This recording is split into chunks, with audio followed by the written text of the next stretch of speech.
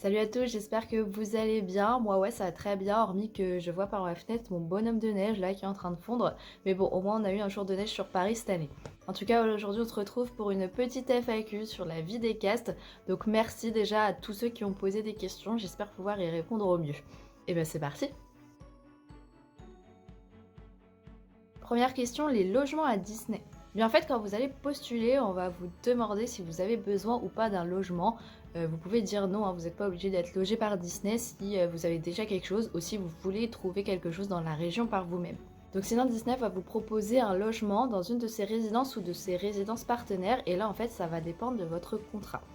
Si vous êtes en CDD, ce qui sera sûrement le cas pour votre premier contrat, vous serez logé soit dans une résidence qu'on appelle la Boiserie qui est située à Manille-le-Hongre, soit dans une résidence qui s'appelle les Pléiades qui est située à Céris. Dans le rare cas, ça peut être une autre résidence partenaire de Disney, mais c'est rare. Généralement, ce sera dans une de ces deux résidences qui sont strictement réservées aux employés de Disney. Dans ces résidences, vous êtes soit en colocation à deux, soit dans un logement individuel. Et en fait, ça, vous ne le saurez que le jour de votre arrivée, vous ne pouvez pas choisir à l'avance. Au Piat, je crois qu'il n'y a plus du tout de coloc, mais à la Boiserie, il en reste. Après, j'ai des amis en couple qui sont arrivés en même temps à la Boiserie, et du coup, on leur a demandé s'ils étaient ensemble et s'ils voulaient une coloc. Donc ils ont dit oui, ils ont une coloc ensemble. Donc si vous voulez vraiment une coloc avec une personne particulière, bah arrivez le premier jour avec cette personne.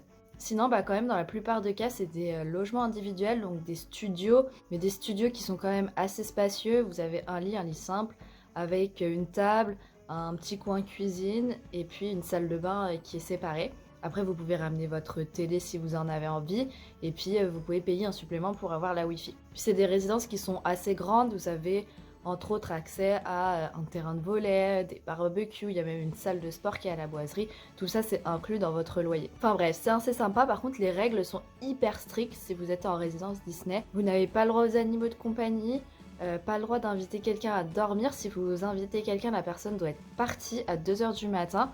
Et puis, vous n'avez le droit à inviter qu'une personne majeure par jour. Donc les mineurs sont strictement interdits au sein des résidences Disney. Après, si vous êtes au Pléiade, le loyer est directement prélevé sur votre salaire. Et si vous êtes à la Boiserie, vous avez le choix entre donner votre RIB à l'accueil et ce sera prélevé tous les mois, soit d'aller payer chaque mois à l'accueil par carte ou en espèces. Après, si vous êtes converti en CDI, pour les CDI 35 heures seulement, vous ne serez plus au même endroit que les CDD. Vous serez dans une des 6 résidences partenaires à Disney qui sont situées pour la plupart soit à Val d'Europe, soit à Montévrain. Mais on va vous proposer ces résidences pour 2 ans maximum.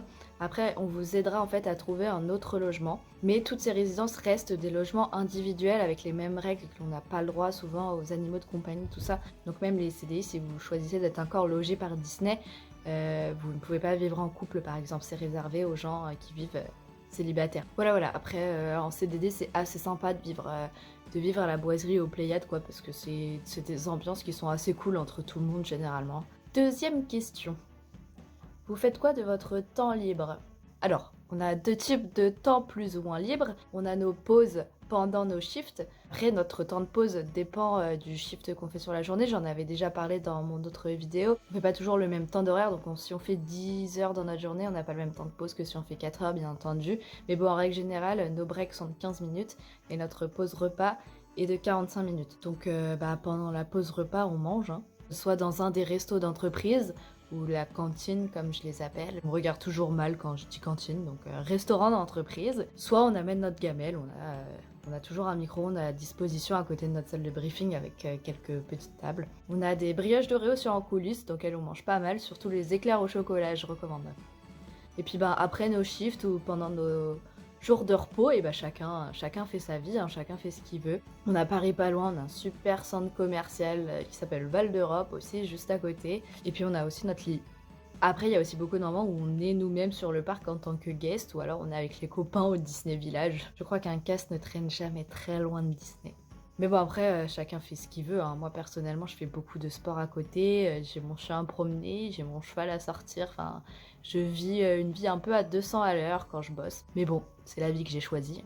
Ensuite, comment et par où il faut passer pour intégrer Disney on Ice? Alors, Pour ceux qui ne savent pas, Disney on Ice est un spectacle de patinage, donc sur glace bien évidemment, avec des patineurs qui intègrent différents personnages Disney et qui font des figures assez impressionnantes sur des musiques de Disney, avec des thèmes différents chaque année. Cependant, ces spectacles qui ont lieu sur plusieurs continents sont totalement indépendants de Disneyland Paris. Ils sont seulement sous licence de la Walt Disney Company, donc pour avoir le droit d'utiliser les chansons, tout ça. Et la Walt Disney Company, c'est entre autres l'entreprise qui possède les différents parcs dans le monde, qui possède Disney+, qui possède tout ce qui est Pixar, Marvel, etc. Donc voilà, c'est des spectacles totalement indépendants du parc et qui sont produits par Feld Entertainment, il me semble.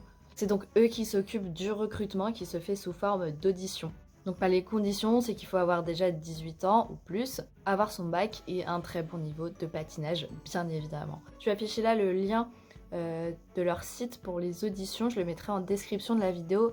Vous avez également une adresse mail si vous voulez leur adresser des questions. Et pour démarrer le processus d'audition, où il faudra un folio donc avec votre CV, des photos et des vidéos. Et tout ça c'est en anglais par contre.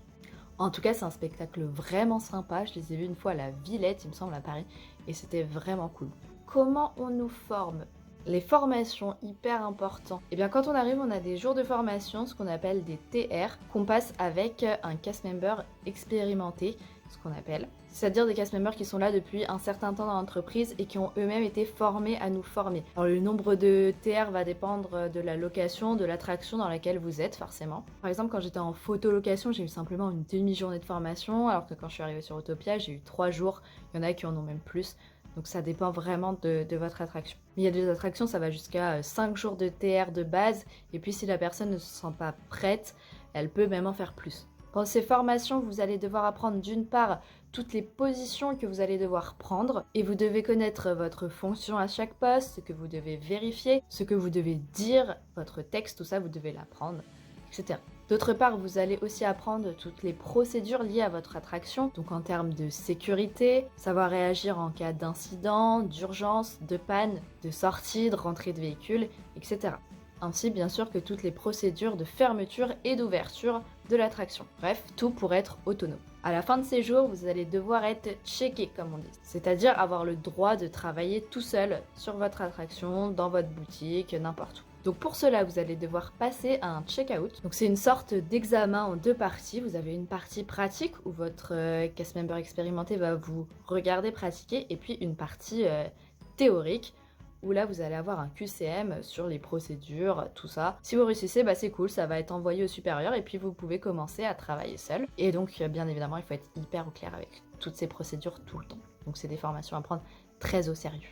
Ensuite, est-ce que vous avez des places gratuites, un accès gratuit au parc ? Eh bien oui, en tant que cast, on peut rentrer autant de fois qu'on veut sur le parc gratuitement. Et ça grâce à une petite carte qu'on appelle passe en scène. Il y a quand même quelques conditions, on a le droit de rentrer sur le parc qu'à partir de 14h et pas les jours qu'on appelle de block-out, c'est-à-dire les jours où on attend énormément de monde sur le parc, voire un parc complet. Ces jours-là, on n'a pas le droit d'y aller. Et puis en plus, ce pass nous permet de faire rentrer un certain nombre de fois 3 personnes, une entrée égale 3 personnes, avec nous. Donc par contre, quand on fait rentrer ces personnes, on a le droit d'arriver dès le matin avec elles. Par contre, il faut faire attention parce que si on fait rentrer des gens sur le parc, ces personnes sont sous notre responsabilité. S'ils font des bêtises sur le parc, c'est nous qui prenons. Et ce pass est valable dans tous les Disney du monde, sauf Disney Tokyo. Une expérience dans un autre parc d'attractions pourrait être bénéfique pour les castings. Eh bien, je pense oui, parce que acquérir de l'expérience dans un autre parc, ça peut toujours être bénéfique. Connaître les parcs d'attractions, leur mode de fonctionnement, tout ça. Par contre, faites attention à comment vous le présentez. Faites bien comprendre que vous voulez travailler à Disney et que vous n'êtes pas là pour aller espionner la concurrence, surtout si vous venez d'un autre très gros parc pas loin de la région, si vous voyez ce que je veux dire. Après, j'avais un collègue qui venait du parc Astérix, pour ne pas le citer. Oui, c'est forcément en plus d'avoir une expérience autre part. Comment ça se passe avec les célébrités ? Eh bien, les célébrités ont ce qu'on appelle des guides VIP. Ils font des séjours à plus de 2000 € quand même. Et donc, avec leur guide, il y a un pass spéciales, on les fait passer par la sortie des attractions la plupart du temps. Et elles peuvent avoir des places réservées en spectacle. Donc ils sont vraiment accompagnés par leur guide partout et souvent c'est un petit groupe hein, parce qu'il y a les gardes du corps de la personne qui sont avec, voire leur famille ou leurs amis. Après les grosses stars ont souvent le droit aussi à leurs photos devant le château avec Mickey qu'on retrouve sur tous les réseaux après. Donc bien sûr il faut qu'on soit le plus discret possible, on peut pas crier « Putain il y a Lady Gaga qui est là !» Non, on reste professionnel et discret. Et puis si ça vous intéresse, ce service de guide n'est pas réservé qu'aux célébrités, hein, n'importe qui peut le prendre. Voilà, il faut juste compter entre 1500 et 2500 euros la journée avec le guide. Bon allez, dernière question pour pas que ce soit trop long. Est-ce que Disney propose des contrats à temps partiel? Alors en CDD, je ne connais personne qui est à temps partiel parce que les CDD sont là pour renforcer les CDI, pour combler les trous, etc. Par contre en CDI, oui bien sûr, vous avez des contrats en 16 heures. Donc les contrats en 16 heures avaient été créés de base pour les étudiants parce que vous travaillez souvent que le week-end, samedi, dimanche, 16 heures. Et sinon, vous avez aussi des contrats en 24 heures, voire en 32 heures, il me semble. Donc oui, le temps partiel existe. Après, savoir au cas par cas, à négocier au cas par cas, mais c'est tout à fait possible. Mais bon, faut déjà réussir à obtenir un CDI et j'espère que Disney embauchera très vite. Et là, je me rends compte que Disney me manque tellement que j'aurais même envie d'un steak de la cantine. Alors que normalement, au taf, je prends même pas de viande. Mais là, ça me manque tellement que je serais prête à manger leur steak. Bon voilà, j'espère avoir été la plus claire et complète. Et si vous avez encore des questions, n'hésitez pas. Laissez-moi un petit commentaire ou envoyez-moi un petit message sur Instagram. Et puis si cette vidéo vous a plu, n'hésitez pas à laisser un petit pouce, à vous abonner, à partager. Enfin tout le bordel quoi. Je vous fais des gros bisous givrés en ces temps un peu neigeux. Et je vous dis à très bientôt pour une nouvelle vidéo.